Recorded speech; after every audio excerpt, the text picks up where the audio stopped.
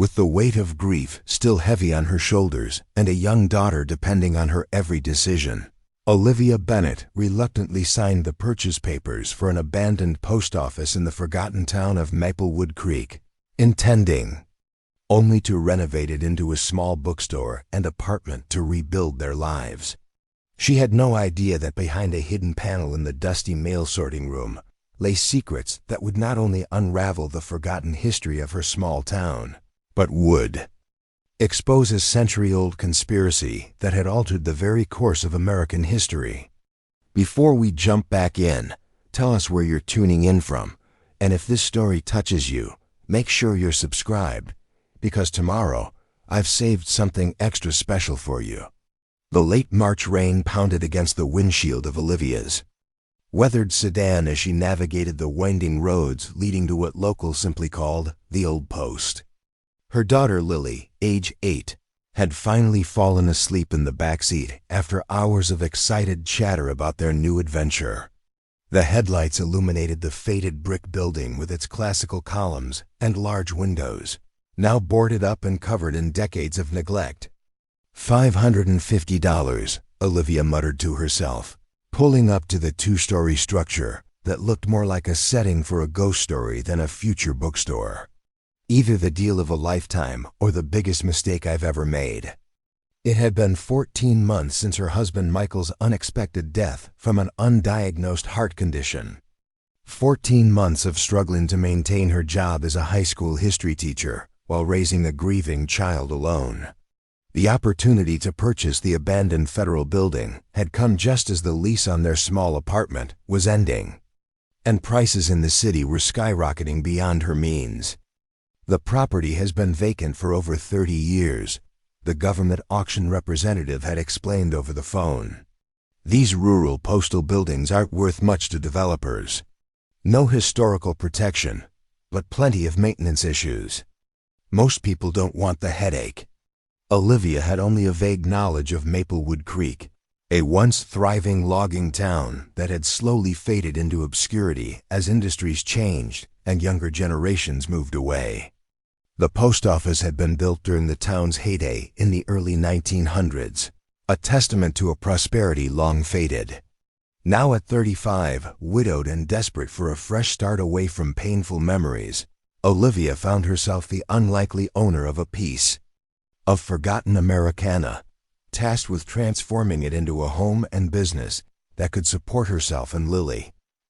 As she stepped out of the car, the cold rain immediately penetrated her light jacket. She hurried to wake Lily, helping her navigate puddles on their way to the entrance.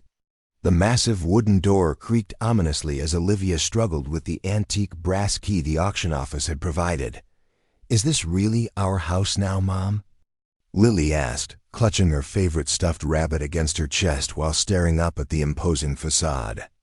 "It will be, sweetheart. It needs some work, but we're going to make it amazing," Olivia replied, trying to infuse her voice with more confidence than she felt. The lock finally surrendered with a reluctant groan, and the door swung open to reveal darkness and the musty smell of decades of abandonment. Olivia fumbled for a light switch, surprised when the yellowed fixtures actually flickered to life. "At least the electricity's still connected," she remarked with genuine relief. The utility district maintained basic services to prevent deterioration, the auction representative had explained. The building's on the main street grid, so it was easier to keep it active than disconnect it. The post office interior was like stepping into a time capsule. The main lobby featured high ceilings with ornate moldings, now dulled by layers of dust. The wooden customer counter remained intact, complete with the original brass bars and transaction windows. Behind it, rows of wooden sorting shelves and hundreds of small mail slots lined the walls, creating a honeycomb effect in the large room. "Can I explore?" Lily asked, her initial trepidation giving way to excitement as she spun around, taking in the cavernous space. "Not tonight, sweetheart. It's late, and we need to set up our sleeping bags in the cleanest spot we can find. Tomorrow, we'll have a proper adventure and explore every inch." After bringing in their essential belongings and finding a relatively dust-free corner in what had once been the postmaster's office, Olivia settled Lily into her sleeping bag. The little girl fell asleep almost immediately, exhausted from the journey and lulled by the steady rhythm of rain against the large windows. With Lily finally asleep, Olivia took a small flashlight and began a more thorough examination of their new home. The post office was far larger than she had anticipated from the photos in the auction listing. The main floor contained the public lobby, the mail sorting room, the postmaster's office, and a small break room with a kitchenette. A surprisingly grand staircase led to a second floor with 3 additional rooms, presumably once used as record storage and offices. This could actually work, she whispered to herself, her mind already reconfiguring the space. The main lobby would make a perfect bookstore with its natural light and historic charm. The back rooms could be converted into a comfortable apartment. For her and Lily, the upstairs could eventually become additional retail space or perhaps a community reading room. For the first time since Michael's death, Olivia felt a spark of genuine hope. The building needed work, plenty of it, but it had good bones and a certain dignified character that appealed to her historian's heart. More importantly, it represented possibility, a fresh start in a place where she and Lily weren't constantly reminded of their loss. In one corner of the mail sorting room stood a massive oak desk, its surface covered with forgotten papers and postal ledgers. Olivia approached it, feeling like an archaeologist discovering artifacts from another era. This would be where she would have to start tomorrow, sorting through decades of accumulated paperwork to determine what needed to be kept for historical interest and what could be discarded. Preparing and narrating this story took us a lot of time, so if you are enjoying it, subscribe to our channel. It means a lot to us. Now back to the story. As she began organizing the scattered documents, Olivia found mostly what she expected: delivery schedules from the 1980s, employee timesheets, postal regulations. But behind the desk, she discovered something curious: a small bronze plaque that had fallen from the wall. Wiping away decades of dust, she read the inscription: Maplewood Creek Presidential Postal Station, established 1902, designated for special handling of executive correspondence. Presidential Postal Station? Olivia murmured, her historian's curiosity piqued. She'd never heard of such a designation. Most small-town post offices were simply that, ordinary mail processing facilities serving their local communities. Why would this remote outpost have any connection to presidential correspondence? As she replaced the plaque on the wall, Olivia noticed something odd about the wooden paneling behind the desk. One section seemed slightly different from the others, the grain pattern inconsistent, the edges more precisely cut. Heart suddenly racing for reasons she couldn't articulate, Olivia pressed her fingers against the panel and felt a slight give. She applied more pressure to one edge, and to her astonishment, it pivoted inward, revealing a small hidden compartment. Inside was an old brass key, unlike any modern one she'd seen, large and unusual tooth pattern and decorative. Presidential seal on its bow. Alongside it lay a small leather-bound book, its cover unmarked except for the embossed initials, PCS, in faded gold lettering. Outside, the storm intensified, rain lashing against the windows as thunder rumbled. In the distance, lightning briefly illuminated the room, casting strange shadows against the walls. In that flash, Olivia thought she saw movement at one of the windows, a silhouette that disappeared as quickly as it had appeared. Just tree branches, she told herself, though the nearest tree was at least 30 feet from the building. She returned her attention to her discoveries, examining the key with growing curiosity. It was clearly designed for a substantial, important lock, nothing like the simple mechanisms that would have secured ordinary postal equipment. The leather book proved to be even more intriguing. Opening it carefully, Olivia discovered it wasn't a book at all, but a logbook of some sort. Inside were meticulous entries dating back to 1902, each recording the receipt and dispatch of letters marked with cryptic designations: WH Special, Executive Priority, and most frequently, PC, followed by a number. The entries continued chronologically until 1963, when they abruptly stopped. The final page contained a hastily scrawled note: November 22nd, all PC materials secured per Protocol 17, awaiting further instruction. The date sent a chill down Olivia's spine. November 22nd, 1963, the day President Kennedy was assassinated. As she flipped through the pages again, a yellowed newspaper clipping fell from between the sheets. It was a small article from 1964, barely a paragraph long.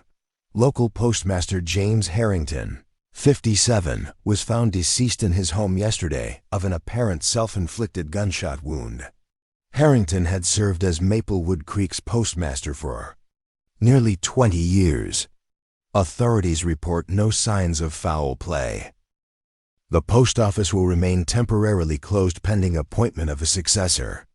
The article seemed innocuous enough, but something about the timing, just months after the final logbook entry, struck Olivia as potentially significant.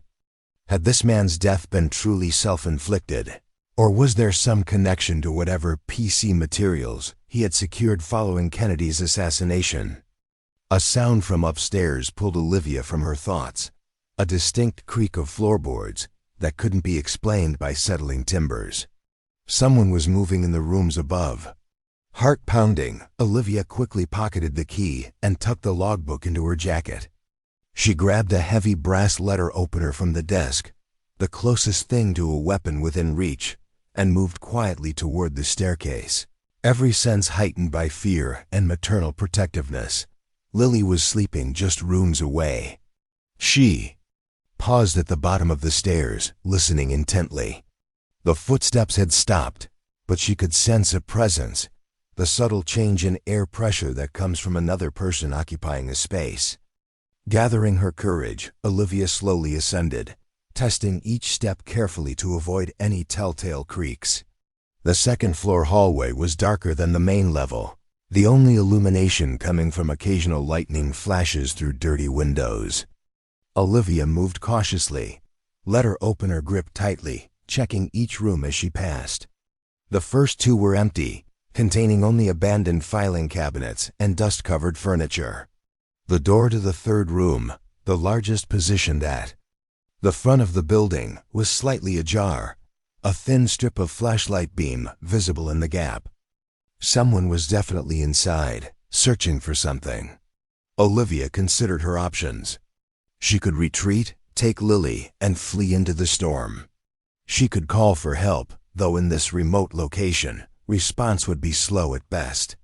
Or she could confront the intruder directly, driven by the fierce protectiveness that had defined her life since becoming a mother. She chose the third option. Pushing the door open with a sudden movement, Olivia brandished the letter opener and demanded, "Who are you, and what are you doing in my building?" The flashlight beam swung toward her, momentarily blinding her. When her vision cleared, she found herself facing an elderly man with silver hair and a weathered face that spoke of decades spent outdoors. He wore a postal service uniform, faded, but immaculately maintained, with a name badge reading Walter Bishop. "I might ask you the same question, young lady," the man replied, his voice surprisingly steady despite being confronted by a woman wielding an improvised weapon. "This building has stood empty for 30 years. Now suddenly there's lights and people. Word travels fast in small towns. I purchased this property legally through the federal auction program," Olivia explained, not lowering her makeshift weapon. "I have the paperwork to prove it. Now who are you?" The man lowered his flashlight slightly. "Walter Bishop. I was the last acting postmaster here before they closed it down in '93. Worked here 47 years. Started as a mail sorter back in '46 when I was just 16. He gestured around the room. Old habits die hard. When I saw lights on tonight, thought I'd check if anything was amiss.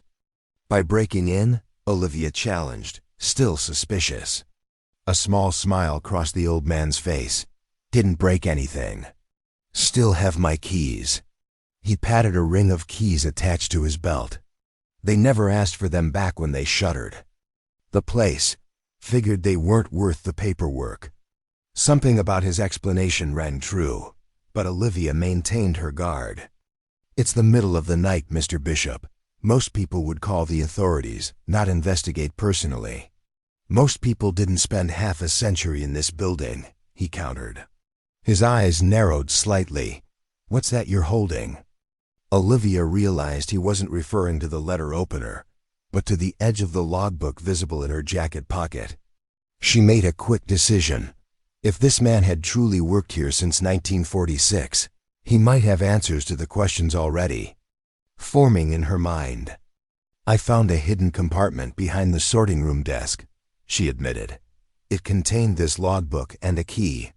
Walter Bishop's expression changed dramatically, alarm, recognition, and what appeared to be fear crossing his features in rapid succession. You shouldn't have that, he said quietly. That was never meant to be found. What is it? Olivia pressed. What does PCS stand for? And what were the PC materials secured after Kennedy's assassination? The old postmaster glanced nervously toward the windows, then back at Olivia. Not here, he whispered. These walls have memories, and maybe ears too. Is there somewhere else we can talk? The cryptic response sent another chill down Olivia's spine. My daughter is sleeping in the postmaster's office. I'm not going anywhere. Walter nodded, accepting her position. Then at least move away from the windows.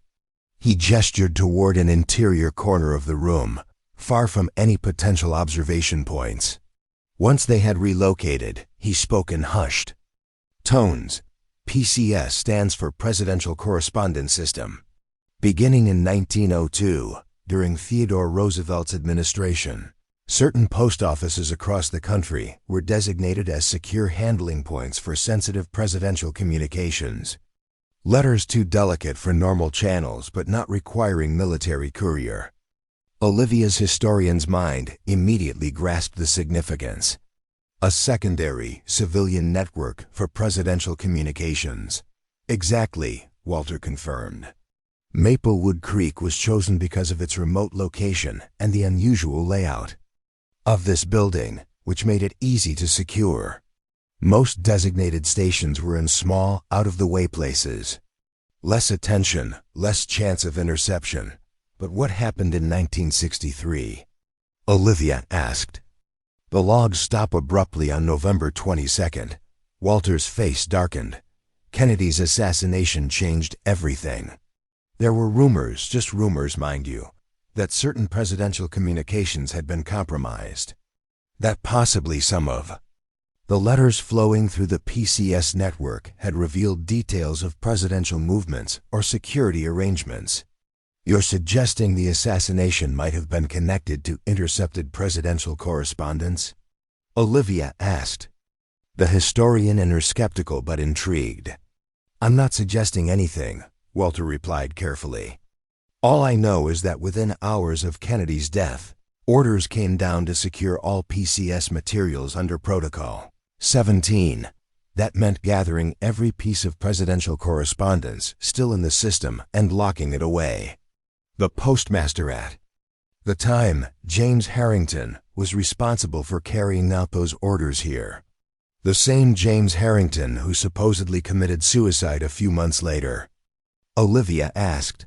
Walter's eyes widened slightly. You've been busy tonight. Yes, the same man. He was found with a gunshot wound to the head, his service revolver in his hand. The official ruling was suicide, but there were always questions. What kind of questions? James wasn't the type for suicide.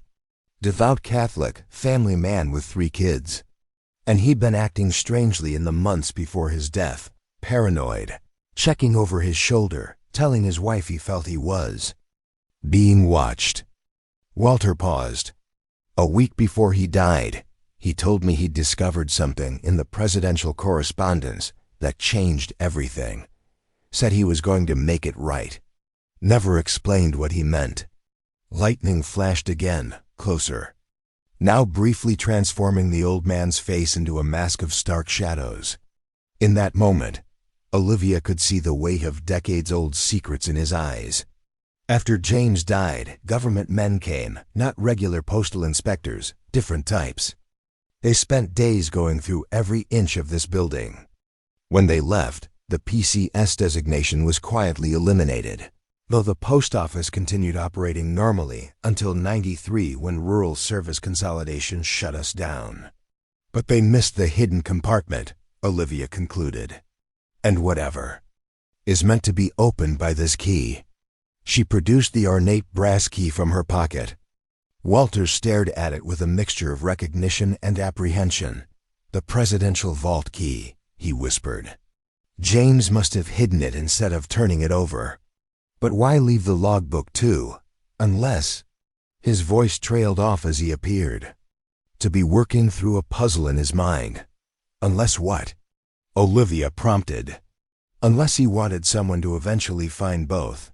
Someone who could piece together what he discovered. The logbook would provide context for whatever is in the vault. And where exactly is this vault? Olivia asked, excitement beginning to override her initial fear. Walter hesitated, clearly conflicted about sharing further information. "Finding that is the easy part," he finally said. "Deciding what to do with what's inside, that's where the real danger lies. Are you sure you want to know?" Before Olivia could answer, a small voice called from the doorway. "Mom? Who are you talking to?" Lily stood there in her pajamas, clutching her stuffed rabbit, eyes wide as she took in the strange old man in his faded uniform. "It's okay, sweetheart," Olivia said quickly, moving to her daughter's side. "This is Mr. Bishop. He used to work here when this was a real post office." Lily studied the elderly man with the direct curiosity only children possess. "Were you the mailman?" A genuine smile softened Walter's weathered features. "Postmaster," he corrected gently. "I made sure all the mail got to the right people." "Even the president's mail?" Lily asked, surprising both adults. Walter's smile faltered. "What makes you ask that, young lady?" "The sign downstairs says presidential," Lily explained simply. "I saw it when I woke up." Olivia and Walter exchanged glances, the old man clearly reassessing the situation. After a moment, he seemed to reach a decision. "Yes," he told Lily. "Even the president's mail. Very special letters that needed extra care." He turned to Olivia. "Dawn's coming soon. Whatever you decide to do with what you found, you shouldn't do it alone. There are still people who would prefer these old secrets stay buried." "Ah. You offering to help?" Olivia asked.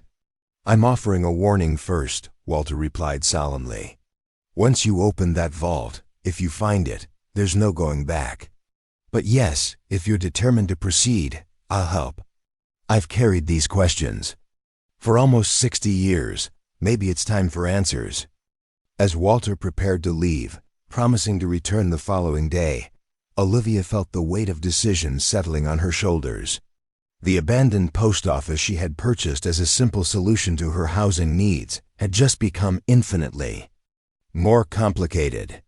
Whatever secrets lay hidden within its walls had already led to at least one death. Was she willing to risk disturbing ghosts that had lain dormant for decades? She looked down at Lily, who was already peppering Walter with questions about mail delivery in the olden days. Her daughter's natural curiosity and resilience reminded Olivia of why she had become a history teacher in the first place, because understanding the past was essential to creating a better future. "Tomorrow, then," she told Walter as he donned his rain jacket. "We'll see what secrets this place has been keeping." After he left, Olivia returned with Lily to their makeshift sleeping area in the postmaster's office. As her daughter drifted back to sleep, Olivia lay awake, turning the ornate key over in her hands, its weight seemingly growing heavier with each passing moment.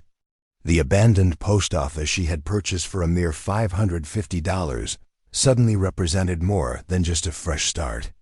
It was a doorway to a mystery that had remained hidden for almost 60 years, a mystery potentially connected to one of the most traumatic events in American history.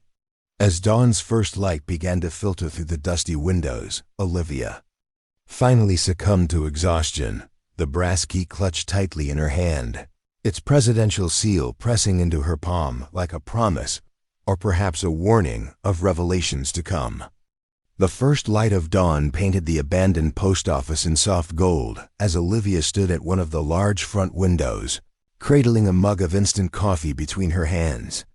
She had slept fitfully, her dreams filled with hidden vaults and mysterious government men searching through endless rooms of letters. Lily still slumbered peacefully in their makeshift camp, exhausted from the previous day's excitement and upheaval. "What have I gotten us into?"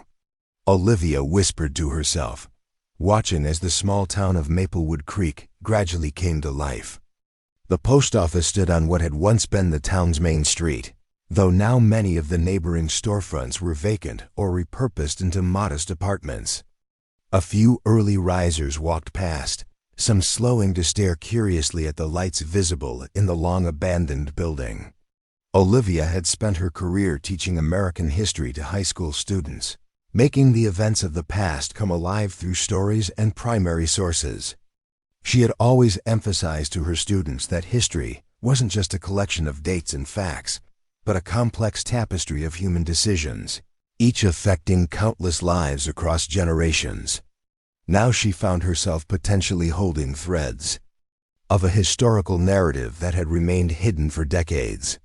The sound of a vehicle pulling up outside drew her attention. Walter Bishop emerged from an aging blue pickup truck, looking considerably more composed than he had during their midnight encounter. He carried a cardboard box and what appeared to be a large thermos. Olivia opened the heavy front door before he could knock, mindful of Lily still sleeping in the back office. "Brought breakfast," Walter announced, lifting the box. "Maplewood Diner makes the best blueberry muffins in 3 counties. And real coffee, not whatever instant stuff you're drinking." The thoughtful gesture caught Olivia off guard.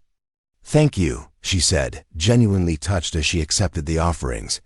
"I wasn't expecting hospitality." Walter finished with a small smile. "Despite last night's unusual introduction, we're not completely uncivilized out here in the sticks." As they settled at the old customer service counter to eat, Olivia studied the elderly postmaster more carefully. In daylight, Walter Bishop looked less mysterious but no less intriguing. His postal uniform, though retired decades ago, was meticulously maintained, as if he might be called back to duty at any moment. His hands, spotted with age but remarkably steady, cradled his coffee mug with the careful precision of someone accustomed to handling delicate items. "Why did you really come back here last night?" Olivia asked directly. "After 30 years, suddenly you felt the need to check on the building." Walter considered her question while chewing thoughtfully on a piece of muffin. "Truth? I've been keeping an eye on this place since they closed it. Not every night, mind you, but regular enough. Some habits die hard because of what might still be hidden here. Partly," he acknowledged, "and partly because this building was my life for nearly half a century. When you spend that much time somewhere, it becomes part of you."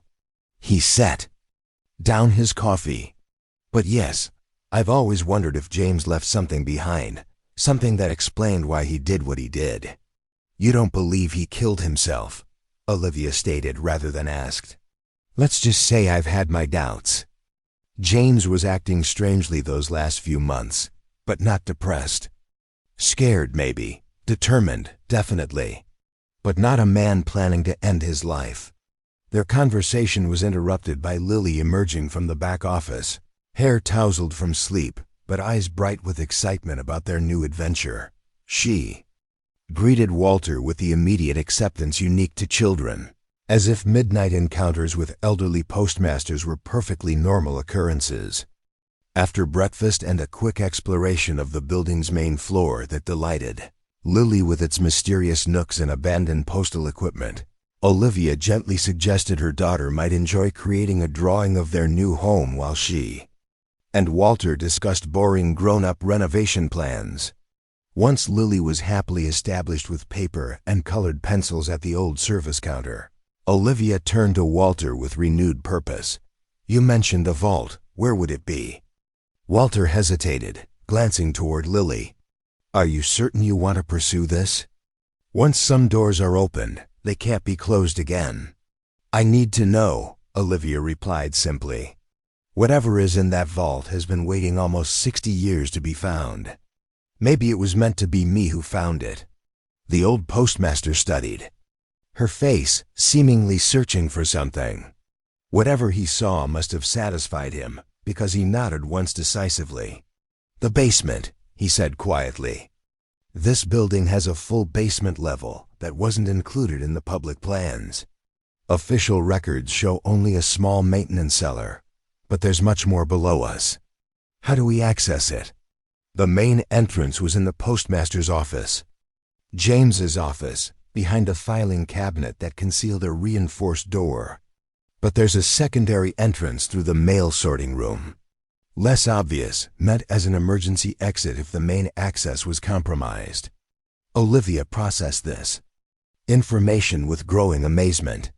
This sounds more like a spy facility than a post office. The PCS network operated during the Cold War, Ms. Bennett. Paranoia was standard government policy back then. Walter stood, gesturing for her to follow. "I'll show you." In the mail sorting room, Walter moved with the confidence of muscle memory, navigating directly to a section of flooring beneath one of the large sorting tables. "Help me move this," he requested. Together they shifted the heavy wooden table, revealing what appeared to be ordinary floorboards beneath. Walter knelt with surprising agility for his age and pressed a specific sequence of knots in the wooden planks. To Olivia's astonishment, a section of flooring, approximately 3 feet square, depressed slightly, then slid sideways to reveal a metal hatch with a combination dial. "The combinations changed monthly," Walter explained, "but the final sequence, implemented after the system was decommissioned, should still work." His fingers moved deftly, rotating the dial with practiced precision. After the third number, a satisfying click emanated from the mechanism and the hatch released. Walter pulled the heavy door upward, revealing a narrow metal staircase descending into darkness. "There should be a switch just inside," he said, reaching down. A moment later, vintage fluorescent lights flickered reluctantly to life, illuminating a concrete stairwell. "I'll stay with Lily," Walter offered. "This journey should be yours alone, at least initially." The vault itself is at the far end of the main corridor, behind a red door marked Restricted Archives. The key you found should open it. Olivia peered into the opening, a mix of trepidation and excitement coursing through her. "What exactly should I expect to find down there?" "I don't know," Walter admitted. "I was never permitted access to the vault itself. Only the postmaster had that clearance. But based on what James said before he died, that he'd found something that changed everything, I'd expect documents of significant historical importance." With a deep breath, Olivia began her descent into the hidden basement level of Maplewood Creek's presidential postal station. The air grew cooler as she moved downward, carrying the faint metallic scent of aged concrete and electrical equipment. At the bottom of the stairs, she found herself in a surprisingly large subterranean complex, much more extensive than would be expected beneath a small-town post office. The main corridor stretched ahead, lined with doors bearing labels like communications, secure storage, and emergency supplies. The facility appeared frozen in time, as if the staff had simply walked out one day in 1963 and never returned. Clipboards still hung from wall mounts, vintage telephones sat on desks, and even a coffee mug remained on a side table, its contents long evaporated to dust. Olivia moved through this space with reverent care, her historian's mind cataloging details that could help place this facility in proper context. This wasn't just a secure mail room. It was a fully equipped communication center designed to function, even if the world above was in crisis. At the corridor's end stood the red door Walter had described, its paint still vibrant despite decades without maintenance. A brass plaque proclaimed "Restricted Archives, Presidential Authorization Required for Entry." Beside the door was a sophisticated lock mechanism centered around a keyhole that matched the ornate brass key in Olivia's possession. Her hand trembled slightly as she inserted the key. It turned with surprising ease, as if the mechanism had been recently maintained rather than neglected for 60 years. The heavy door swung inward silently on well-balanced hinges, revealing a climate-controlled room approximately 20 feet square. The space was dominated by a central table surrounded by filing cabinets and shelving units containing hundreds of document boxes, each labeled with alphanumeric codes. Unlike the other rooms she had passed, this one showed evidence of having been partially cleared, empty spaces on shelves, gaps in the filing system, signs that materials had been selectively removed. On the central table sat a single document box, more ornate than the others, bearing the presidential seal and a simple label, "Contingency Protocols, November 1963, Eyes Only." Beside it lay a sealed envelope addressed simply to the finder, the handwriting matching the final entry in the logbook Olivia had discovered the previous night. With careful movements, Olivia opened the envelope first. Inside was a single page of onion skin paper covered in neat, precise handwriting. "To whoever finds this record, if you are reading this, then the truth has remained buried far longer than I anticipated. My name is James Harrington, postmaster of Maplewood Creek Presidential Postal Station. By the time you read this, I will almost certainly be dead, likely by what will appear to be my own hand, though I assure you it will not be. What I have discovered in the presidential correspondence passing through this facility cannot remain hidden.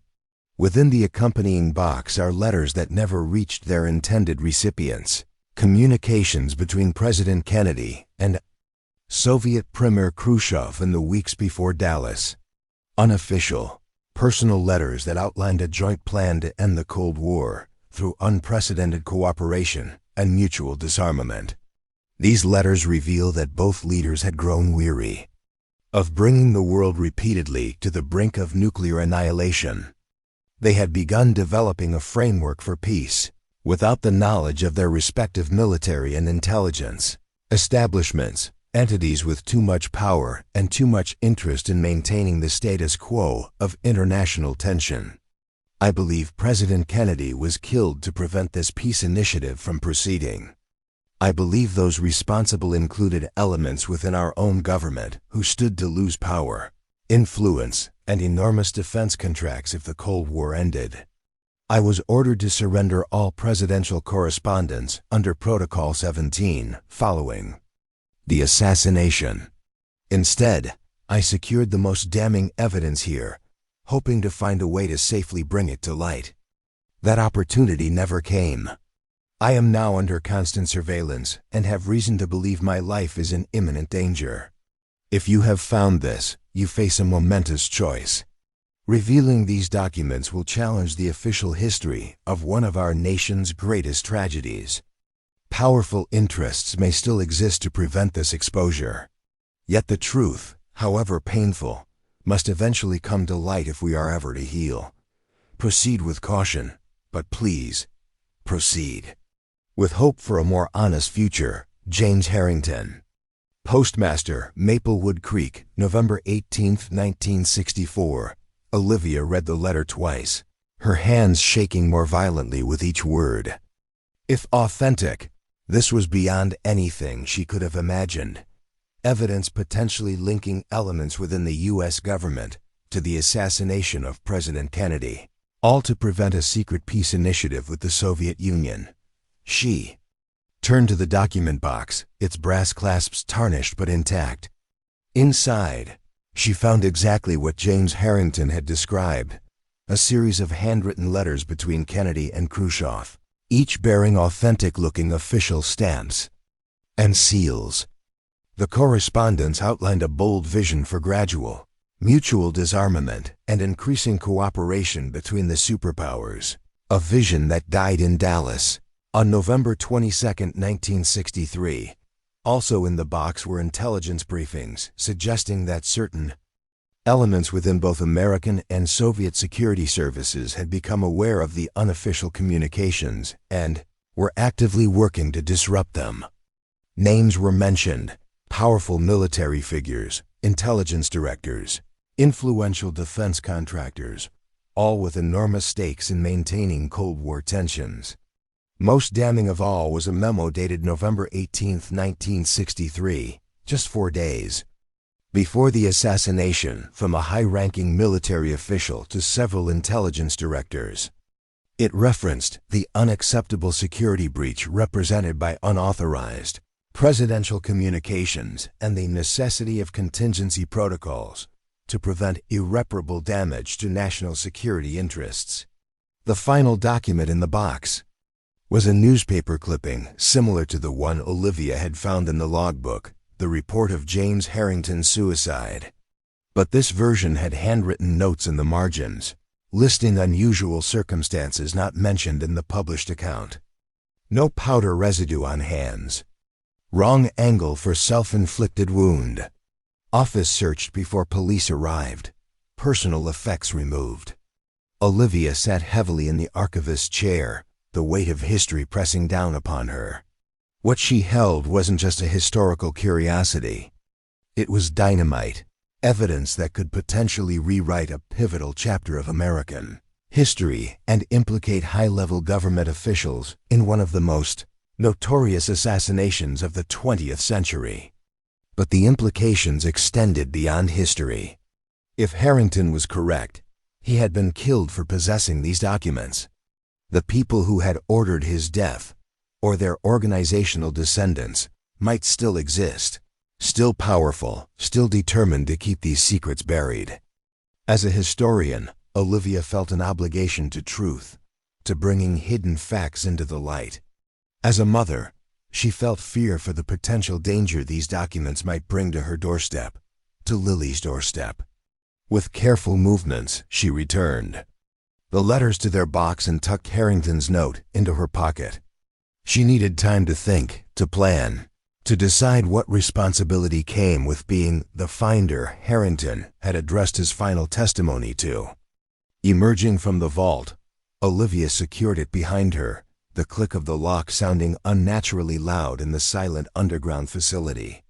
As she made her way back through the time capsule of Cold War paranoia, her mind raced with possibilities and dangers. By the time she reached the stairs leading back to the main level, she had made at least one decision: she wouldn't face this alone. Walter looked up expectantly as Olivia emerged from the hidden access point, his eyebrows raising in silent question. Lily was still absorbed in her drawing, having created an elaborate floor plan of how she envisioned their bookstore and home would look once renovated. "I need to show you something," Olivia told Walter quietly, "but not here." The old postmaster nodded in understanding. "There's a coffee shop 2 blocks down. Still opens early, still has the most private booth in the back corner." 20 minutes later, with Lily happily enjoying a hot chocolate and coloring book at a separate table within view, Olivia slid Harrington's letter across the booth to Walter. His weathered hands trembled as he read, his face progressively draining of color. "My God," he whispered when he finished. "I knew James was worried about something important, but this—" His voice trailed off as he stared at the letter. Kennedy and Khrushchev working together to end the Cold War? Outside official channels? "There are actual letters," Olivia confirmed in a hushed tone. "Handwritten, personal communications. Between them discussing gradual disarmament and cooperation. And intelligence documents suggesting certain military and intelligence leaders knew about it and considered it a threat." Walter's eyes closed briefly, pain etching deeper lines into his already weathered face. James wasn't paranoid. He wasn't delusional. He was murdered. If these documents are authentic, Olivia cautioned, her academic training asserting itself despite her own belief in what she'd found. They're real, Walter said with quiet certainty. I knew James Harrington for 20 years. He was methodical, honest to a fault, dedicated to his oath of office. If he preserved those documents and wrote this letter, then everything in it is exactly as he believed it to be. Then the question becomes, what do we do with this information? Olivia asked. These documents could rewrite history, but at what cost? Harrington was killed for having them. We could be putting Lily, in danger. Walter glanced toward the little girl, who was carefully coloring within the lines of her book, tongue caught between her teeth in concentration. You have more to lose than I do, he acknowledged. I'm an old man who's already lived most of his life. But this truth, it's bigger than any of us. Olivia followed his gaze to her daughter, her heart constricting with the instinctive desire to protect her child from any potential harm. Yet she also considered what kind of world she wanted Lily to inherit, one where painful truths could be buried by those with power, or one where the pursuit of truth, however difficult, was valued and protected. We need help, she decided. Expert help to verify these documents, legal protection to safely release them if they're authentic. This isn't something we can handle alone. Walter nodded slowly. I may know someone who could help, Catherine Mercer, history professor at State University. Specializes in Cold War history, has security clearances from her work with the National Archives. More importantly, she's James Harrington's granddaughter. This revelation startled Olivia. His granddaughter? Does she know about any of this? Only what family stories were passed down. That her grandfather wasn't the type to take his own life. That there were inconsistencies in the official account. She spent years researching Cold War communication protocols, trying to understand the world he worked in. I've kept in touch with her over the years. If anyone would know how to authenticate these documents and protect their chain of custody, it would be Catherine. Olivia considered this unexpected connection. Would she be willing to help us? To finally learn the truth about her grandfather's death? To potentially vindicate his final act? Yes, I believe she would. Walter pulled out a basic flip phone. I can call her now, though it might take her a day or two to get here from the university. As Walter made the call, stepping outside for privacy, Olivia found herself at a crossroads. Far different from the one she had anticipated when purchasing the abandoned post office. She had sought a fresh start, a simple new beginning for herself and Lily. Instead, she had stumbled upon a historical mystery with potentially explosive implications for the nation's understanding of its own past. Walter returned a few minutes. Later, his expression a mixture of relief and tension. Catherine's coming. She's canceling her classes and driving up tonight. Should be here by morning. That fast? Olivia asked, surprised. I told her we might have found evidence explaining her grandfather's death. Nothing more specific over the phone.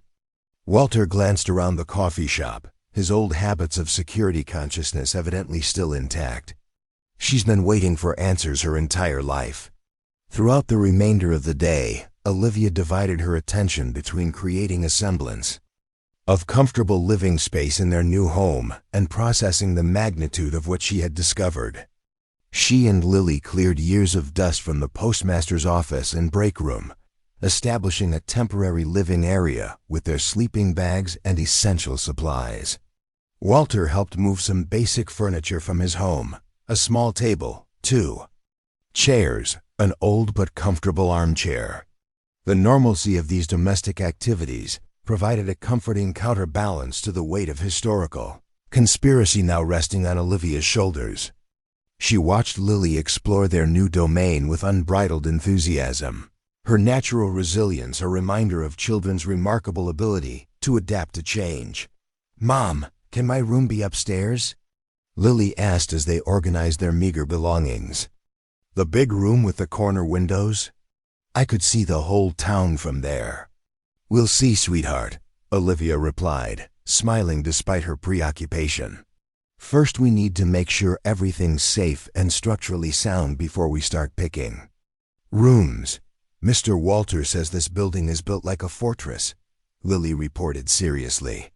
He says they don't make them like this anymore. The child's innocent repetition of Walter's words carried unintended significance that wasn't lost on Olivia. The building's fortress-like construction had been deliberate, designed to protect secrets of national importance. Now those secrets were in her possession, their weight almost physically palpable. As evening approached, Walter reluctantly departed, promising to return in the morning with Catherine Mercer. Before leaving, he pressed a small object into Olivia's hand, a vintage Postal Service revolver. James's service weapon, he explained quietly, ensuring Lily couldn't overhear. Not the one they claimed he used on himself. Each postmaster had two, one for official duty, one secured in their home. This is the latter. His widow gave it to me for safekeeping years ago. I've kept it maintained. Olivia nearly refused it, her instinctive aversion to firearms asserting itself. But the rational part of her mind, the part that had read Harrington's letter and understood its implications, recognized the potential wisdom in having protection. I pray you never need it, Walter said, reading her conflicted expression. But if James was right about who was behind his death, and if they discover what you found... He left the sentence unfinished, its conclusion hanging ominously in the air between them. After Walter's departure, Olivia focused on creating a sense of normalcy for Lily's sake.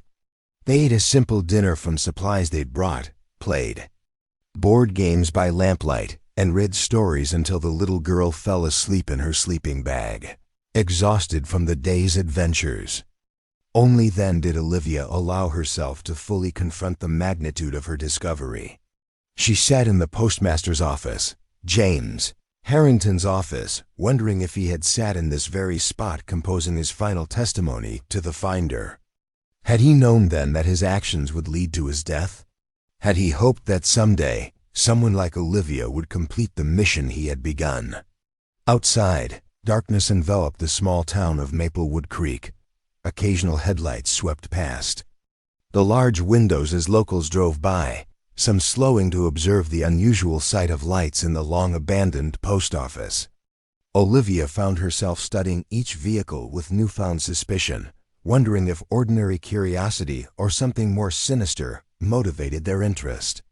The hidden key, the secret vault, the explosive documents, all had been waiting patiently. For decades, preserved in climate-controlled darkness, until someone came along with the curiosity and courage to find them. Why now? Why her? Was it merely coincidence that a history teacher with a specialty in Cold War America had purchased this particular abandoned building? As midnight approached, Olivia made a decision. Moving quietly to avoid waking Lily, she returned to the mail sorting room and activated the hidden floor hatch. Descending once more into the underground facility, she retrieved the document box from the vault, securing it in a waterproof bag she had brought from their supplies. Rather than returning directly upstairs, she explored the basement level more thoroughly, discovering a secure communications room with obsolete transmission equipment, an emergency generator that had long since ceased functioning, and most significantly, a reinforced storage closet containing boxes of microfilm, duplicates, apparent backups of the facility's most important documents. Among these, she found a small canister labeled PCS Contingency Protocols, duplication authorized by J. Harrington. Inside was a microfilm copy of every document in the box she had already retrieved, Harrington's insurance policy, ensuring the evidence couldn't be destroyed by removing a single set of originals. Olivia returned to the main level with both the original documents and the microfilm backup, concealing them in different locations within their living space. As an additional precaution, she photographed key pages with her smartphone, sending them to her personal email account with an encrypted attachment. These security measures completed, she finally allowed herself to rest, settling into her sleeping bag near Lily's. Sleep came fitfully, her dreams filled with fragments of presidential letters and shadowy figures searching through endless rooms of a labyrinthine post office. In her last conscious moments before drifting off, Olivia reflected on how thoroughly her life had changed in just 24 hours. She had come to Maplewood Creek seeking a fresh start, a simple new beginning away from painful memories. Instead, she had stumbled upon a 60-year-old mystery with implications that reached into the highest echelons of American power. Tomorrow would bring Catherine Mercer, a professional historian, a woman with security clearances and institutional connections, the granddaughter of the man who had sacrificed his life to preserve these documents. Together, perhaps they could find a path forward that honored the truth while protecting those now responsible for bringing it to light. As Olivia finally succumbed to exhaustion, her hand rested protectively on the floor beside Lily's sleeping bag, inches away from where she had concealed James Harrington's final testimony. The abandoned post office, purchased for a mere $550, had already delivered value beyond any price, the opportunity to correct a historical injustice and perhaps to fulfill the dying wish of a man who had valued truth above his own life. The gray light of early morning filtered through the dusty windows of the abandoned post office, casting long shadows across the worn wooden floors. Olivia had been awake for hours, unable to fully rest with the weight of her discoveries pressing on her mind. She sat at the old postmaster's desk, James Harrington's desk, organizing her thoughts and preparing for the arrival of Catherine Mercer, a woman who might hold the key to safely bringing these explosive documents to light. Lily remained peacefully asleep, curled in her sleeping bag, with her stuffed rabbit clutched tightly against her chest. Looking at her daughter, Olivia was struck by the profound innocence of childhood. How Lily could sleep so soundly in a strange place, untroubled by thoughts of government conspiracies or historical revelations. In that moment, Olivia felt both envious of and protective toward that innocence. The sound of approaching vehicles drew her attention to the front windows. Walter's familiar blue pickup truck pulled up, followed by a sleek silver sedan with university parking decals. A tall woman with auburn hair emerged from the second vehicle, her posture straight and purposeful, despite what must have been an exhausting overnight drive. Even from a distance, Olivia could see the family resemblance. Catherine Mercer had her grandfather's determined jaw and observant eyes. Olivia opened the heavy front door before they could knock, mindful of Lily still sleeping in the back office. Walter made quick introductions, his usual formality softened by obvious respect for both women. "Dr. Catherine Mercer, this is Olivia Bennett, the new owner of the Maplewood Creek post office." "Thank you for coming so quickly," Olivia said, extending her hand. Catherine's grip was firm, her gaze direct and assessing. "Walter said you might have information about my grandfather's death. After 60 years of family questions, I'd have driven twice as far in half the time." There was no time for small talk or gentle lead-ins. The three adults moved to the far corner of the lobby, where Olivia had prepared coffee on a camping stove. Once they were settled with steaming mugs, Olivia retrieved Harrington's letter from its hiding place and silently passed it to Catherine. The transformation that came over the professor's face as she read was profound, professional detachment giving way to shock, then grief, and finally a burning intensity that seemed to illuminate her from within. When she finished, she pressed the letter briefly to her chest, eyes closed in what might have been prayer or simply an attempt to compose herself. "My grandmother always said he wasn't the type to take his own life," Catherine finally said, her voice steady despite the emotion evident in her eyes. "The family never accepted the official story, but we had no proof, no alternative explanation. Just the unshakable conviction that James Harrington was not a man who would abandon his family by choice." "There's more," Olivia said gently. "The documents he preserved, The letters between Kennedy and Khrushchev. I retrieved them from the vault last night. Catherine's eyes widened. You have the actual letters? Physical evidence of what my grandfather describes here. Olivia nodded, retrieving the document box from its hiding place beneath a loose floorboard. She placed it on the table between them, the presidential seal clearly visible on its cover, along with intelligence memos suggesting foreknowledge of the assassination by certain government elements, and microfilm duplicates Harrington made as insurance. With reverent care, Catherine opened the box, her trained historian's hands. Donning the cotton gloves she had instinctively retrieved from her bag. As she examined the documents one by one, her professional expertise became evident in her methodical approach and incisive observations. The paper composition is consistent with White House stationery from the period, she noted, examining one of Kennedy's letters under a portable magnifier. The watermarks appear authentic, the handwriting. She paused, comparing the script to reference samples on her tablet.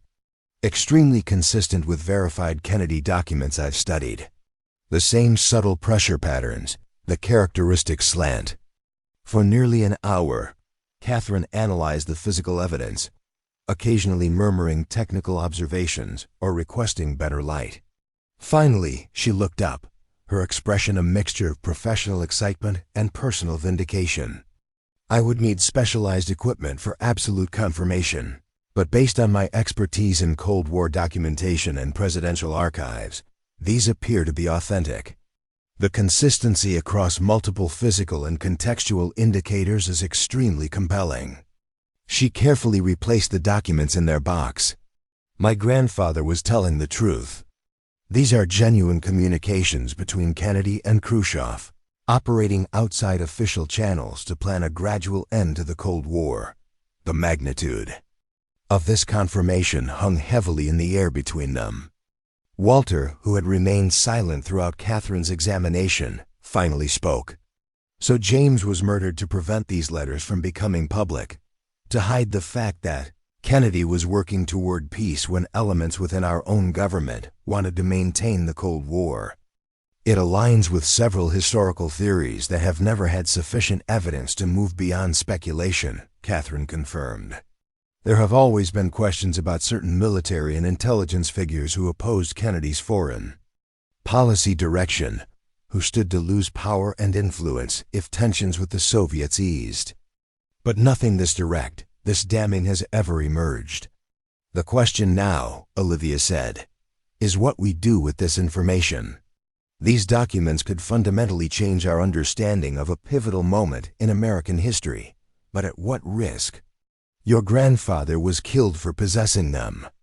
Are the same forces or their institutional descendants still powerful enough, still motivated enough to take similar actions today? Catherine considered this carefully, her historian's commitment to truth visibly wrestling with practical concerns for safety. The political landscape has changed dramatically since 1963. The Cold War ended decades ago. Many of the specific individuals named in these documents are dead. But institutions have long memories, and bureaucracies are designed to protect themselves. We need to approach this strategically, Walter advised. Not just dumping the information publicly where it could be discredited or buried, but ensuring it reaches the right people who can protect both the documents and those who bring them to light. A small voice interrupted their intense discussion. Mom? Who's the new lady? Lily stood in the doorway to the back office, hair tousled from sleep, curious eyes taking in the serious faces of the adults and the documents spread across the table. This is Dr. Mercer, sweetheart, Olivia explained, quickly gathering the papers. She's a historian who's helping us learn more about the history of our new home. Catherine's expression softened as she regarded the child. You can call me Catherine, she offered with a warm smile. And you must be Lily. Your mom tells me you're going to help turn this place into a wonderful bookstore. Lily nodded enthusiastically, momentarily distracted from the mysterious activities of the adults. I'm going to have a special corner just for kids' books, with pillows and maybe a little castle to read in. That sounds perfect, Catherine agreed. Every good bookstore needs a castle. With Lily now awake and curious, the adults shifted their conversation to more immediate, practical matters. The logistics of Olivia and Lily's relocation, the considerable renovation needs of the building, the practicalities of establishing a bookstore in a small town with a limited customer base. Catherine, proving herself as adaptable as she was intelligent, smoothly participated in this safer discussion while they prepared a simple breakfast. Only when Lily became absorbed in exploring the fascinating vintage mail sorting equipment did the conversation return to the documents, now secured out of sight. I have colleagues at the National Archives who specialize in authenticating presidential documents, Catherine said quietly. People I trust implicitly with the highest security clearances. With your permission, I'd like to bring one of them here, Dr. Marcus Wong, the leading expert on Kennedy-era presidential communications. Olivia hesitated, her protective instincts flaring at the thought of widening the circle of those who knew about the documents. Can we trust him with something this sensitive? Marcus lost his father in Vietnam, Catherine explained. He's dedicated his career to understanding how political decisions of the early 1960s led to that devastating conflict. If these documents show that Kennedy was working toward a different path when he was killed, Marcus would view their proper handling as sacred duty. More practically, he has the technical expertise and equipment to provide irrefutable authentication. Walter nodded slowly. The more credible voices willing to verify these documents, the harder it becomes for anyone to discredit them when they eventually become public. And they must become public, Catherine stated firmly. My grandfather died to preserve this truth. We owe it to him and to history to ensure it finally comes to light. But, she added, glancing meaningfully toward Lily, we also have a responsibility to protect the living while honoring the dead. This acknowledgement of the very real dangers they might face brought the conversation to its central dilemma: how to release historically explosive information while minimizing the risk to those involved. It was a question that would require careful thought, expert advice, and a strategy that anticipated potential opposition from powerful interests. I suggest we proceed along two parallel paths, Catherine proposed. First, we establish the absolute authenticity of these documents beyond any possibility of dispute.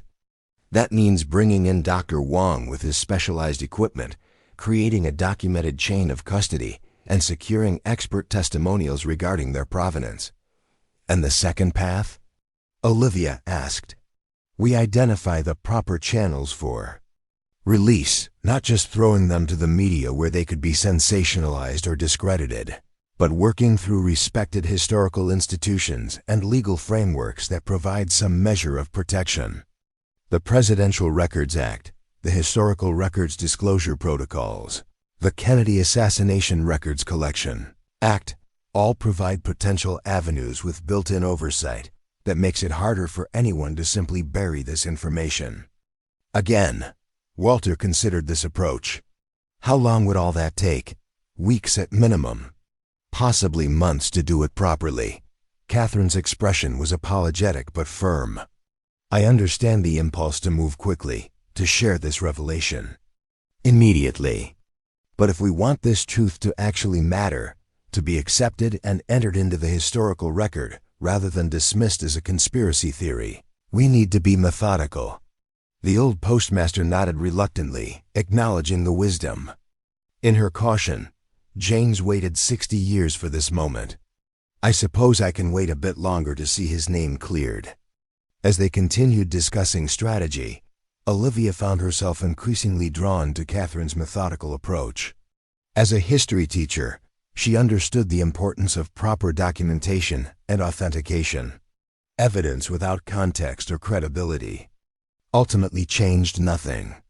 I agree with Catherine's approach, she finally said. But there's another dimension we need to consider: our own security during this process. If these documents are as significant as we believe, and if there are still people or institutions with motivation to prevent their release, we're potentially making ourselves targets. The historian nodded gravely. My first recommendation would be secure storage of the originals, a bank vault, possibly, with documented access protocols. The microfilm copies should be stored separately as insurance, and I'd suggest creating digital backups secured in encrypted cloud storage, accessible only if something happens to us. Dead man's switch, Walter murmured. If we can't proceed with the proper release, the information gets out anyway. Exactly, Catherine confirmed. It removes the incentive for anyone to interfere with us. Olivia thought of Lily, still happily exploring her new domain, unaware of the historical drama unfolding around her. I have more to protect then. Just documents, she said quietly. Catherine followed her gaze to the little girl. I understand. Perhaps you should reconsider staying here while this process unfolds. My university has visiting scholar accommodations that would be more secure than an isolated, partially renovated building with a known connection to these documents. The suggestion made practical sense, but Olivia felt an unexpected reluctance to abandon their new home so quickly. Despite the complications that had arisen, or perhaps because of them, she felt connected to this place, to its secrets, its history, its potential for renewal. James Harrington had given his life to preserve truth in this building. There was something powerful in continuing that legacy where it had begun. Let me think about it, she said finally. In the meantime, when can Dr. Wong get here with his equipment? I'll call him today. Assuming he can clear his schedule, possibly by tomorrow evening. Catherine hesitated, then added, there's something else we should consider. If my grandfather was right about why he was killed, there may be information about the people responsible in government archives that have been declassified since 1963. I have access to collections that might help us identify who gave the orders, who carried them out, and whether any of them, or their institutional successors, remain in positions of power today. This suggestion opened yet another avenue of investigation, not just authenticating and releasing Harrington's evidence, but potentially identifying those who had silenced him. The prospect was both daunting and compelling. As the day progressed, their planning became more detailed and concrete. Catherine made arrangements for Dr. Wong's visit, securing his promise of absolute discretion. Walter contacted a trusted local attorney to discuss legal protections they might establish before proceeding further. Olivia, balancing her role in this historical discovery with her responsibilities as a mother, focused on creating some semblance of normalcy for Lily, unpacking their belongings and beginning to envision how the space might actually function as both home and bookstore. By late afternoon, Catherine needed to leave for a few hours to secure accommodations in town and retrieve equipment from her university office 2 hours away. Before departing, she embraced Olivia with unexpected warmth. Thank you, she said. Simply, for finding what my grandfather left behind, for understanding its importance, for being willing to help bring it to light. My family has lived for decades with questions that seemed destined to remain unanswered. Because of you, we might finally know the truth. After Catherine's departure, the post office seemed oddly quiet despite Lily's energetic exploration and occasional excited discoveries.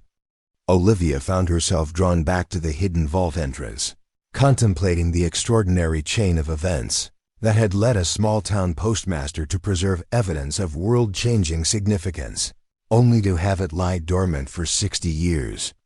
Until chance and curiosity revealed its hiding place. You're thinking about going back down there, aren't you? Walter observed, joining her in the mail sorting room. I keep wondering if we missed something, Olivia admitted. If there might be more context, more evidence that could help us understand exactly what happened and why. Walter considered this. The facility was designed with multiple secure areas. It's possible James left additional materials and locations we haven't yet explored. This possibility was too compelling to ignore. With Lily settled in the front lobby, happily designing coming soon posters for the bookstore under Walter's watchful eye, Olivia once again descended into the underground complex beneath the Maplewood Creek Presidential Postal Station. This time, with the immediate shock of discovery behind her, she was able to examine the facility more methodically, noting details she had overlooked in her previous visits. The layout suggested more than just mail security. Certain areas were designed for communication equipment, far more sophisticated than a typical post office would require, while others appeared intended for extended occupation, complete with sleeping quarters and food storage. In what appeared to be a communications monitoring room, Olivia discovered a locked filing cabinet that had escaped her earlier attention. Unlike the vintage furniture throughout the rest of the facility, this cabinet showed signs of more recent maintenance, its lock mechanisms free of rust, its drawers sliding smoothly when she tested them. The cabinet resisted her attempts to open it until she remembered the brass key from the hidden compartment, the one that had opened the vault door. On a hunch, she tried it in the filing cabinet's lock. It turned with the same smooth precision. It had demonstrated on the vault, suggesting both had been part of the same security system, maintained by the same careful hands. Inside, she found personnel files for every employee who had worked at the Maplewood Creek facility during its years as a presidential postal station. Each contained standard employment information, security clearance documentation, and performance evaluations, but certain files, marked with a small red star, contained additional materials, surveillance photographs, transcript excerpts from monitored phone calls, and assessment reports evaluating the subject's reliability and discretion. James Harrington's file was the thickest, its monitoring apparently having intensified in the months following Kennedy's assassination. The final entry, dated just days before his death, noted, "Subject continues to display concerning behavior consistent with potential security breach intentions. Recommend immediate implementation of Protocol 23. A chill ran through Olivia as she read these clinical words, the bureaucratic language disguising what was essentially a death sentence. Protocol 23, whatever it formally entailed, had resulted in James Harrington's murder disguised as suicide. More disturbing still were the signatures on the authorization form attached to this recommendation, names she recognized from her years teaching American history. High-ranking military and intelligence officials who had gone on to distinguished careers after 1963, some eventually occupying cabinet positions, others receiving presidential medals and honors. These were not shadowy, anonymous figures but respected historical personages, whose reputations and legacies would be devastated by evidence of their involvement in eliminating a postmaster who threatened to expose a conspiracy reaching into the highest levels of government. Olivia carefully photographed each document before returning them to their folders.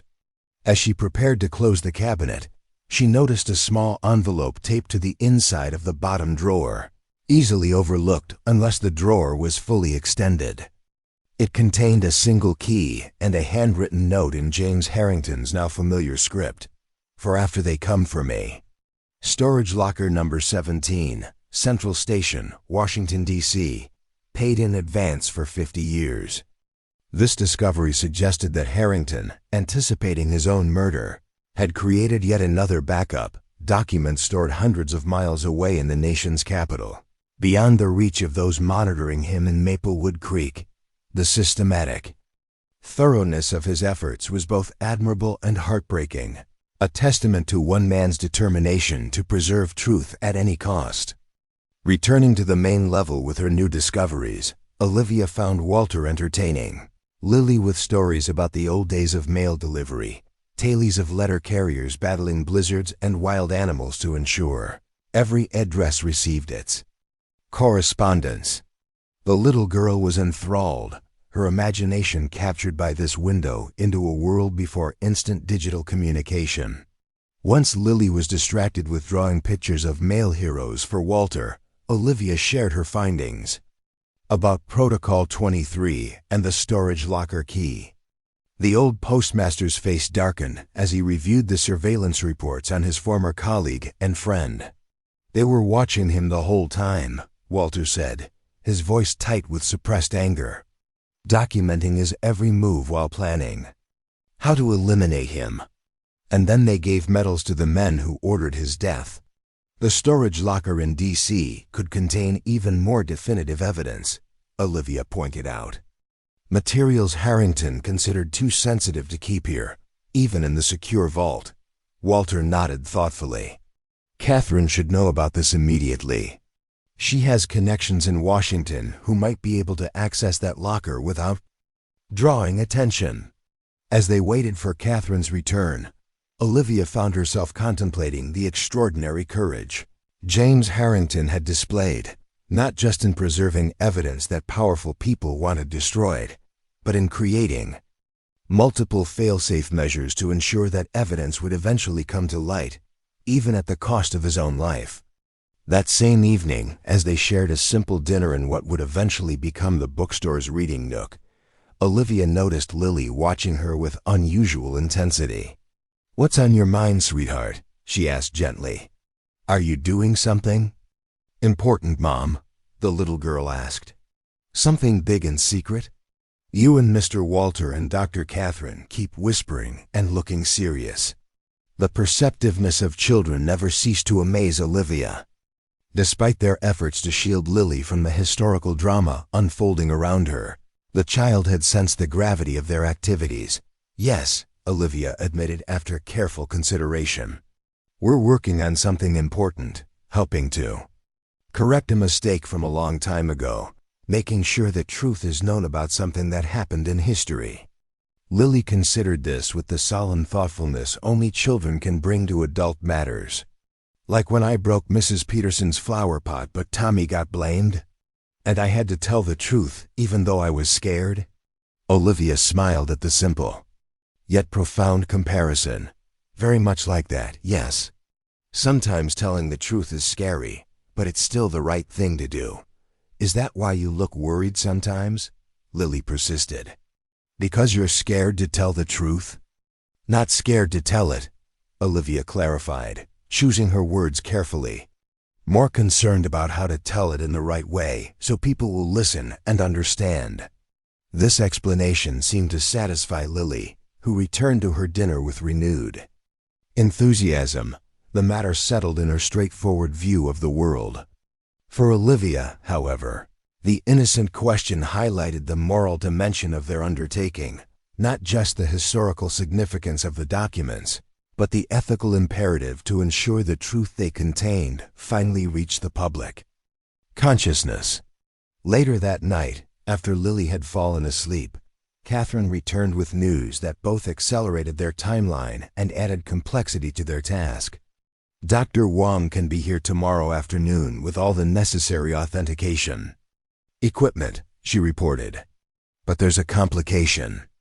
In researching the presidential postal station system, I discovered that a Freedom of Information request was filed 3 weeks ago, seeking all records related to the Maplewood Creek facility." "By whom?" Walter asked sharply. "A private research foundation called the American Security Heritage Institute. On the surface, they appear to be a standard conservative think tank focused on national security issues.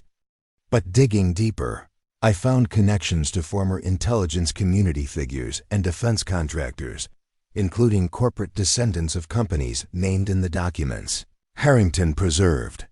The implication was clear and disturbing. "They know something's here," Olivia said. "Maybe not exactly what, but enough to start looking." Catherine nodded grimly.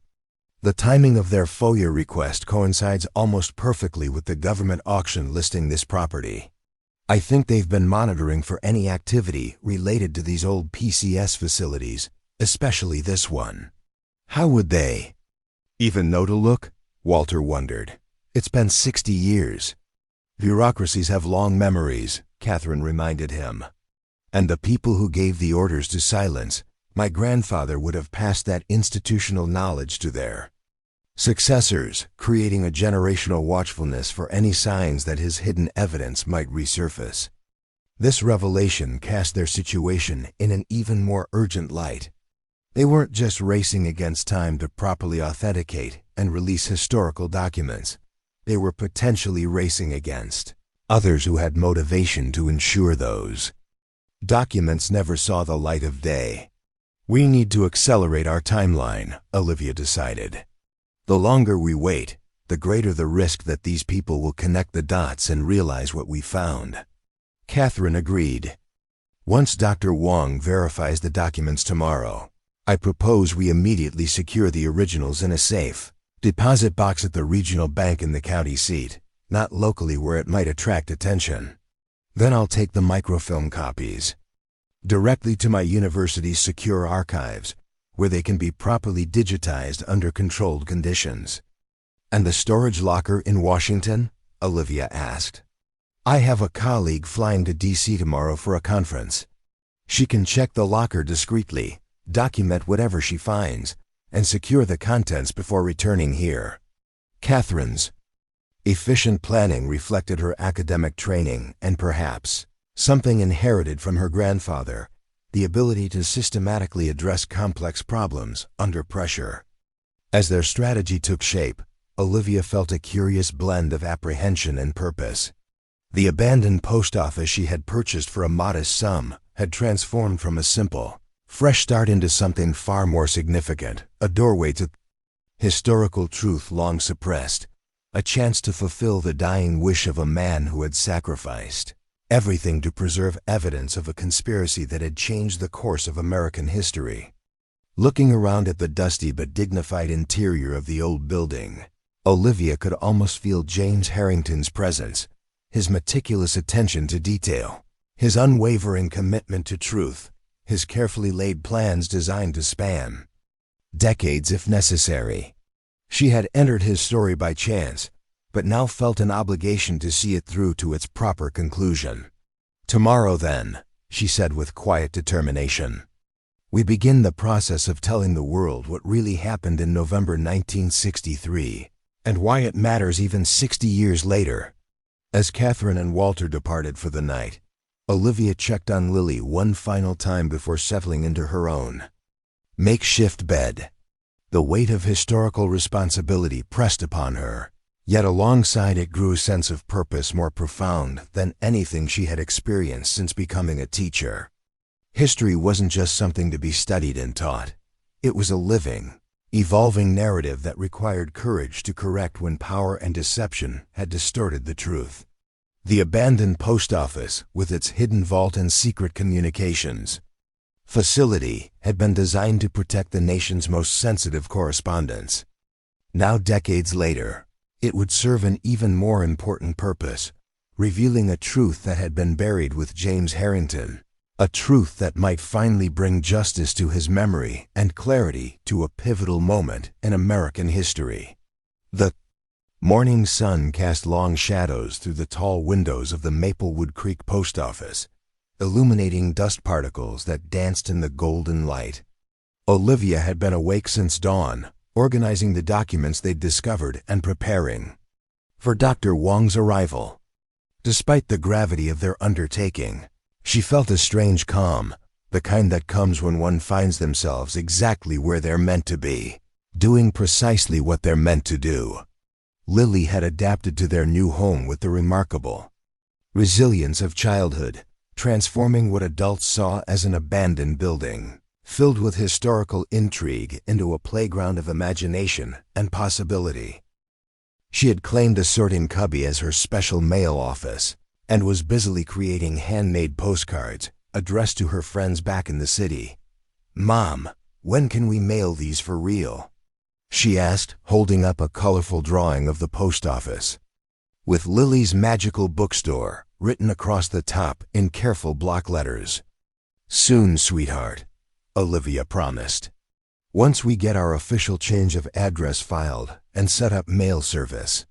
The ordinary domestic moment provided a welcome counterbalance to the extraordinary historical drama unfolding around them. Olivia found herself increasingly grateful for these reminders of normal life. They grounded her when the magnitude of what they'd discovered threatened to become overwhelming. Walter arrived just after breakfast, bringing fresh pastries from the local bakery and news that Catherine and Dr. Wong were approximately 2 hours away. The elderly postmaster seemed transformed by recent events, his posture straighter, his movements more purposeful. The prospect of finally vindicating his friend after 60 years had breathed new life into him. "I've been thinking about what happens after the authentication," Walter said as they shared coffee. "Once we can prove these documents are genuine, how do we ensure they receive the attention they deserve? The media landscape is so cluttered now. Even revelations about Kennedy's assassination might get lost in the noise of the 24-hour news cycle." It was a valid concern. In an era of information overload and abbreviated attention spans, even historically significant revelations could be quickly overshadowed by the next controversy or celebrity scandal. "That's why Catherine's approach makes sense," Olivia replied. "Working through established historical institutions and legal frameworks gives the documents credibility that would be lacking if we just posted scans online or sent them to news outlets. It creates a formal process that's harder to dismiss or bury." "Still," Walter persisted, "we need a compelling narrative, a human story that helps people understand why this matters after so many decades. Facts alone, even explosive ones, won't necessarily capture public attention." This observation struck Olivia as profoundly insightful. As a history teacher, she had always known that the most effective way to engage students wasn't through dates and data, but through the human. Stories that gave those facts meaning and emotional resonance. James Harrington's story is that narrative, she realized aloud. A small-town postmaster who discovered evidence of a conspiracy at the highest levels of government, who chose truth over self-preservation, who created an elaborate system to, quote, ensure that evidence would eventually come to light even after his murder. That's a story people will understand and remember. Walter nodded slowly, his eyes brightening. Yes, James wasn't just preserving documents. He was writing the first chapter of a story he knew he wouldn't live to finish. "We're writing the final chapters now, 60 years later." This framing of their task, not just as historical documentation but as the completion of a narrative arc begun decades earlier, gave their work additional meaning. They weren't simply uncovering old secrets. They were fulfilling the dying wish of a man who had sacrificed everything for truth. The arrival of Catherine and Dr. Marcus Wong, shortly before noon, shifted their focus to the technical aspects of document authentication. Dr. Wong, a meticulous man in his 50s with wire-rimmed glasses and precisely trimmed salt and pepper hair, brought with him an impressive array of specialized equipment packed in cushioned cases. "Non-destructive testing only," he assured Olivia as he set up his portable laboratory on the postmaster's desk. "Spectral analysis, microscopic examination, comparative dating techniques, all designed to verify authenticity without damaging the original materials." Watching him work was like observing a master craftsman, each movement precise, each tool handled with practiced expertise. Dr. Wong's commentary as he examined the documents provided a fascinating glimpse into the science of historical authentication. The paper composition is consistent with White House stationery from the early 1960s, he noted, examining a fiber sample under a digital microscope. The specific blend of cotton and linen fibers matches known exemplars from the Kennedy administration. He moved on to the ink analysis, using a handheld spectrometer to measure light absorption patterns. The chemical signature of this ink is consistent with the Parker 51 fountain pen Kennedy was known to use for personal correspondence. There are even minute variations in ink density that indicate genuine handwriting rather than mechanical reproduction. Hour after hour, the examination continued, each document subjected to multiple tests, each result carefully documented with photographs and measurement data. Throughout this painstaking process, Dr. Wong maintained professional detachment, avoiding speculation about the content while focusing solely on the question of authenticity. By late afternoon, he had completed his analysis of the key documents, including the Kennedy-Khrushchev letters and the intelligence memos referencing contingency protocols prior to the assassination. Removing his examination gloves, Dr. Wong finally allowed himself to address the historical implications of what he had verified. Based on extensive physical and chemical analysis, I can state with professional certainty that these documents are authentic period materials, not modern forgeries or reproductions, he declared formally. The handwriting on the Kennedy letters matches authenticated samples from the same period. The paper, ink, and binding materials are all consistent. With government documents from the early 1960s, there's no evidence of tampering or alteration. He paused, then added with careful precision, "In my professional opinion as a document specialist with the National Archives, these materials represent genuine historical artifacts of significant importance to our understanding of the Kennedy administration and potentially to our interpretation of events surrounding the president's assassination." The clinical language couldn't disguise the momentous nature of this conclusion. What James Harrington had preserved, what had cost him his life, was now scientifically verified as authentic. The conspiracy he had documented was no longer merely alleged but evidentially supported. What happens next? Olivia asked, looking from Dr. Wong to Catherine. Now that we can prove these documents are genuine, how do we proceed? Catherine had clearly been considering this question throughout the authentication process. Dr. Wong will prepare a formal certification of authenticity with his findings. Meanwhile, we'll secure the originals in a safe deposit box as planned.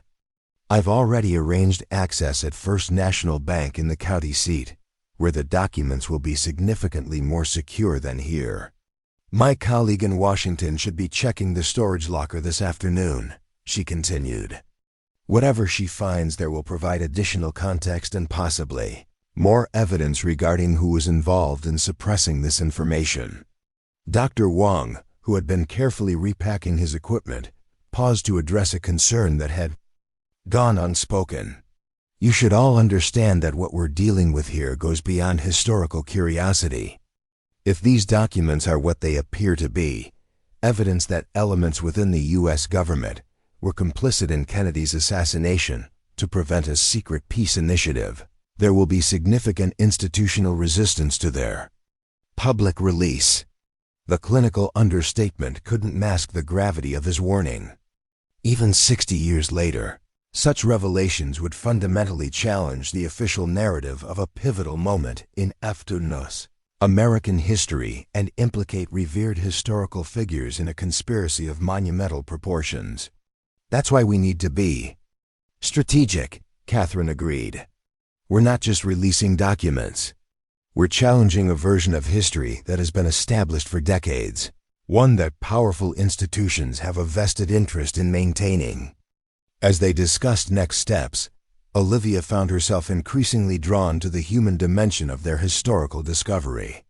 While the others focused on authentication protocols and secure storage, her thoughts kept returning to James Harrington, the man who had set this entire chain of events in motion decades before any of them had become involved.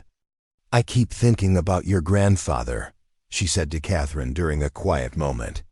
The courage it must have taken to do what he did, knowing the likely consequences. He could have destroyed these documents as ordered, continued his life, watched his children grow up. Instead, he chose a path that he must have known would likely end with his death. Catherine's expression softened with a mixture of pride and long-carried grief.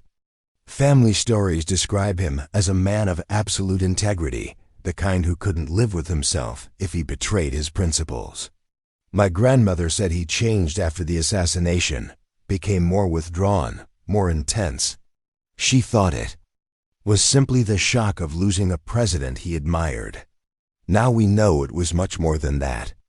He was watching history being rewritten in real time, Olivia observed. witnessing a truth being buried while a false narrative took its place.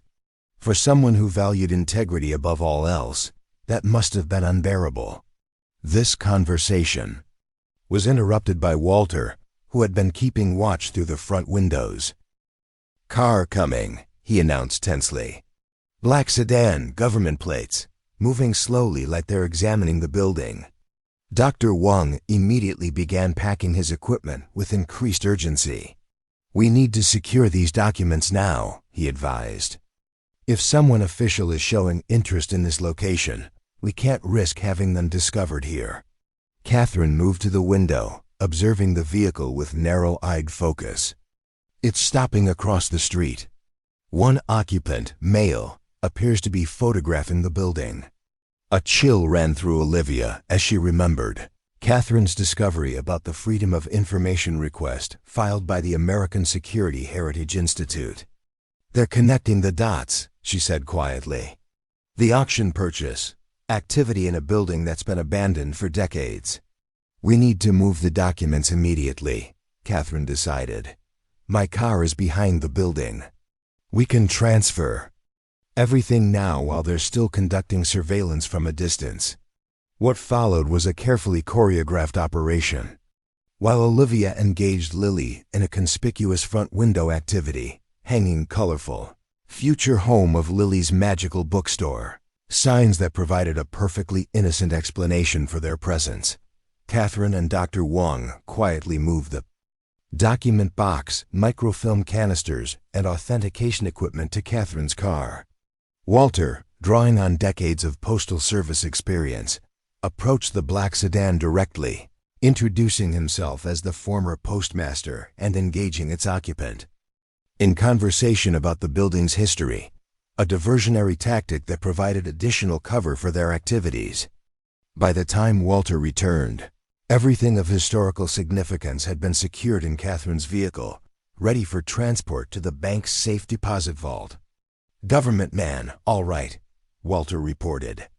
"Claims to be from the General Services Administration doing routine checks on recently auctioned federal properties. Had a lot of specific questions about the building's original layout, any unusual features I might remember." "Did he seem convinced by your explanation of our presence?" Olivia asked anxiously. "Hard to say. He was professionally polite but persistent. Took a lot of notes." Walter's expression was grim. "He's still out there, watching. I think we can assume they'll be monitoring this location from now on." This development lent increased urgency to their plans. If government agencies, or more concerning, private entities with connections to those implicated in the documents, were already showing interest in the post office, their window of opportunity might be closing faster than anticipated. "I'll leave now for the bank," Catherine decided. "Dr. Wang can follow in his vehicle. Walter, you should come with us to provide additional security for the documents in transit. Olivia, you and Lily should continue your visible bookstore preparation activities to maintain our cover story." The logic was sound, but Olivia felt a reflexive reluctance to be separated from the documents she had discovered. "Are you sure that's wise, splitting up?" "It's our safest option," Catherine insisted. "The more normal and transparent your activities appear, the less likely they are to suspect what we've actually found. Remember, as far as anyone knows, you're simply a single mother renovating an old building into a bookstore. That's the narrative we need to maintain." The strategy made sense, even as it placed Olivia in the uncomfortable position of remaining behind while the documents were transported to safety. Yet she recognized that her continuing presence at the post office served an important purpose: maintaining the appearance of innocent renovation activities while drawing attention away from the historical materials now being removed. As the others prepared to depart, Dr. Wang approached Olivia with unexpected warmth. "What you've discovered here is remarkable," he said quietly. "In my 30 years with the National Archives, I've never encountered documents of this historical significance that remained completely unknown to researchers. You've potentially changed our understanding of a pivotal moment in American history." His professional validation was oddly moving, confirmation that the risk and responsibility they had taken on was proportionate to the historical importance of their discovery.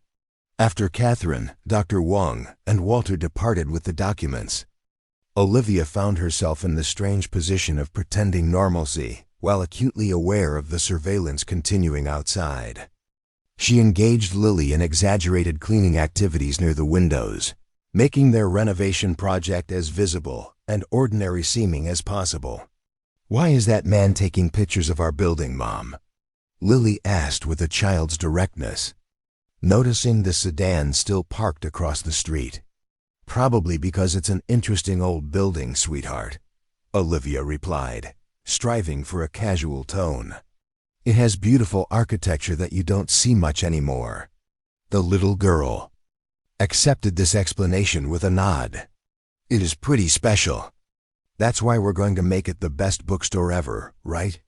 "Absolutely," Olivia agreed, grateful for her daughter's unwavering enthusiasm. "The very best bookstore ever." As evening approached, the black sedan finally departed, though. Olivia had no illusion that their surveillance had truly ended. More likely, it had simply shifted to less obvious methods. Walter returned alone shortly afterward, reporting that the documents had been successfully secured in the safe deposit box, with Catherine and Dr. Wong continuing on to the university to begin the process of properly digitizing the microfilm copies. Catherine also heard from her colleague in Washington, Walter added, once they were certain they couldn't be overheard. "The storage locker contained exactly what we hoped, additional evidence James Harrington compiled before his death. Most significantly, recorded conversations between military officials discussing the problem of Kennedy's secret peace initiative and the need for decisive action to maintain America's strategic position. The implications were staggering, audio evidence that would complement the written documents, providing even more compelling proof of the conspiracy Harrington had uncovered. With both the original letters and these recordings, the case for historical revision became nearly irrefutable. Catherine's colleague is bringing everything back with her tomorrow," Walter continued. "She's traveling under academic credentials that provide a legitimate reason for transporting historical materials. By this time tomorrow, we'll have consolidated all the evidence James preserved." The progress was encouraging, yet Olivia couldn't shake her growing sense of vulnerability. The appearance of government surveillance suggested that powerful interests were already aware of unusual activity at the former presidential postal station. How long before they connected that activity to the documents Harrington had hidden? 60 years earlier. "We need to accelerate our timeline," she told Walter. "The longer we wait to make this public, the more opportunity they have to interfere." The old postmaster nodded in agreement. "Catherine's working on that too. She's arranging a meeting with the Congressional Oversight Committee for Historical Records, a bipartisan group specifically tasked with addressing sensitive historical documents that might require special handling due to national security implications. Politicians?" Olivia questioned skeptically. "Can we trust them with something this explosive?" "The committee has a specific mandate to ensure historical transparency," Walter explained. "Its members are sworn to prioritize historical accuracy over political considerations. More importantly, bringing this to a congressional committee creates a formal record that can't be easily buried or dismissed." This approach made strategic sense, balancing the need for proper authentication and institutional credibility with the practical necessity of creating too many points of public awareness for anyone to effectively suppress the information. As night fell over the old post office, Olivia and Lily settled into their increasingly organized living space in what had once been the postmaster's office. Walter had insisted on staying with them, concerned about their safety after the day's surveillance activities. He established himself in the break room, converting an old postal service couch into a makeshift bed. With Lily finally asleep after an extended bedtime story, Olivia found herself drawn to the window, gazing out at the quiet street of Maplewood Creek. In just a few days, her life had transformed from that of a widowed history teacher seeking a fresh start to a key figure in potentially rewriting a crucial chapter of American history. The responsibility was enormous, yet she felt increasingly certain that she had been meant to find these documents, that some combination of circumstance, curiosity, and courage had placed her in the right place at exactly the right moment. To complete the mission James Harrington had begun 60 years earlier. "You couldn't have known what would happen when you hid those letters," she whispered to the ghost of the postmaster who had once occupied this office. "You couldn't have known it would take 6 decades for someone to find them. But you created a path for truth that extended far beyond your own life. That's a kind of immortality few achieve." The following morning brought Catherine's return, accompanied by her colleague from Washington, bearing the additional materials from Harrington's storage locker. The new evidence exceeded their expectations, not only recorded conversations implicating military officials in discussions about removing Kennedy, but also Harrington's detailed personal journal, documenting the suspicious activities he had observed in the months before and after the assassination. "This is the missing piece," Catherine declared as they reviewed the materials in the secure room Catherine had arranged at a local attorney's office. "My grandfather's first-hand account of what he witnessed, including names, dates, and specific conversations he overheard, combined with the presidential correspondence and the intelligence memos. It creates a comprehensive case that can't be dismissed as speculation or conspiracy theory." The recorded conversations were particularly damning, senior military officials explicitly discussing Kennedy's secret peace initiative as a betrayal and a surrender to communist influence that needed to be permanently addressed. While no one directly mentioned assassination, the implications were unmistakable in context. "We have everything we need now," Olivia observed. "The question is how to proceed in a way that ensures this evidence isn't buried again and that protects us in the process." Catherine had clearly been considering this question carefully. "I've arranged a secure video conference with the Congressional Oversight Committee for Historical Records for tomorrow morning. We'll present an overview of what we've discovered without revealing all details or our exact location. If they agree to provide security and formal whistleblower protections, we'll proceed with full disclosure through their office." This approach balanced caution with action, moving forward decisively while maintaining prudent safeguards. The committee's involvement would create an official record that would be difficult to suppress, while their oversight would provide a measure of protection against the kind of interference that had silenced James Harrington. "And if they refuse?" Walter asked, voicing the concern they all shared. "Then we implement our contingency plan," Catherine replied with quiet determination. "We've already created encrypted digital copies stored on servers in multiple countries. We have academic partners at universities across 3 continents prepared to simultaneously publish the complete evidence if anything happens to us or if legitimate channels refuse to address these findings." The thoroughness of Catherine's planning was impressive, a modern version of her grandfather's multiple fail-safe measures, designed to ensure the truth would emerge regardless of opposition. That evening, as they made final preparations for the committee presentation, Olivia found herself drawn once again to the hidden vault beneath the post office. With Walter keeping watch upstairs, she descended into the underground facility that had preserved history's secrets for 60 years. The space felt different now, less forbidding, more like a mission accomplished. The vault stood empty, its contents now secured in multiple locations, its purpose fulfilled. Yet Olivia felt a need to honor the space that had protected such momentous evidence through decades of silence. In the quiet of the underground room, she found herself speaking aloud to James Harrington, a man she had never met but whose courage and foresight had set in motion events that had transformed her life. "We found what you left for us," she said. "To the empty room. We verified it, secured it, and tomorrow we begin the process of sharing it with the world. Your sacrifice wasn't in vain. The truth you protected will finally be known." The words might have seemed foolish to an observer, yet they felt necessary, an acknowledgement of the human connection, spanning 6 decades between a postmaster who had given his life for truth and the teacher who had discovered that truth. In an abandoned building purchased for $550, returning upstairs, Olivia found Walter and Catherine finalizing their presentation materials for the committee meeting. Lily was already asleep, her dreams undisturbed by the historical drama unfolding around her. "Are you ready for tomorrow?"